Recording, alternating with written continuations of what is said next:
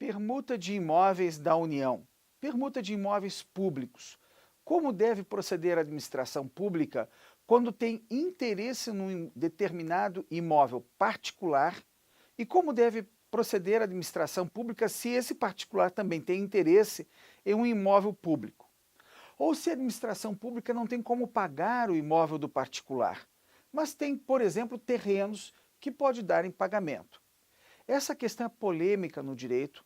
Inclusive, a jurisprudência mais ortodoxa sinaliza no sentido de que a administração pública deve alienar os seus imóveis pela proposta mais vantajosa e, com os recursos, comprar o imóvel que deseja.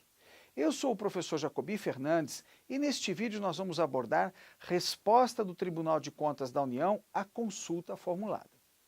Esse episódio do Tribunal de Contas da União, esse tipo de processo, ele tem uma característica muito específica. Ele tem força vinculante para o próprio controle.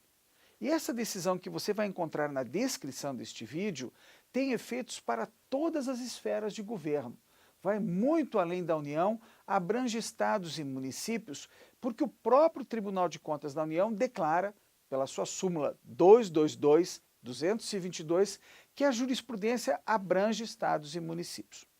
Pois muito bem, nessa resposta à consulta, o Tribunal de Contas da União considera que, primeiro, para fazer uma permuta, deverá haver um chamamento público, de modo que se demonstre claramente à sociedade, adotando-se o princípio da transparência, a intenção da permuta.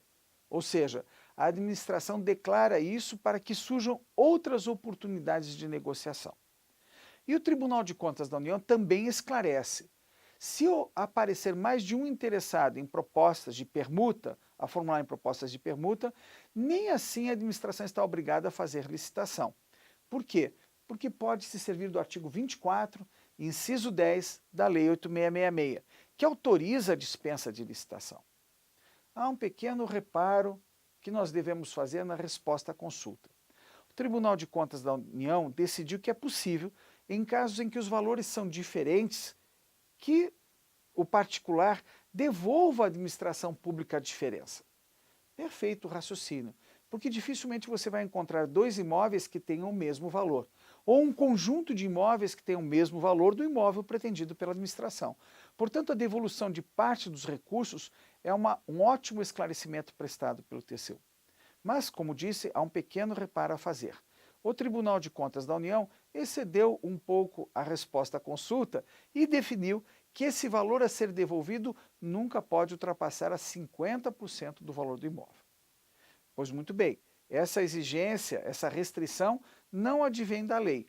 É muito racional, merece até o nosso aplauso, exceto quanto ao fato de pretender vincular particular à resposta à consulta.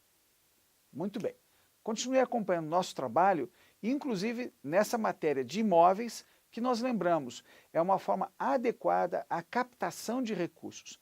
O poder público tem agora, em um momento em que vivemos uma crise fiscal, a oportunidade de se livrar de grande quantidade de imóveis que estão ali e apenas geram custos de manutenção. Portanto, fica aí um balizamento seguro para você desenvolver a economia, inclusive a economia local nos municípios. O nosso trabalho de trazer a você o que entendemos de melhor na administração pública continua valendo. Acompanhe os nossos trabalhos nas redes sociais.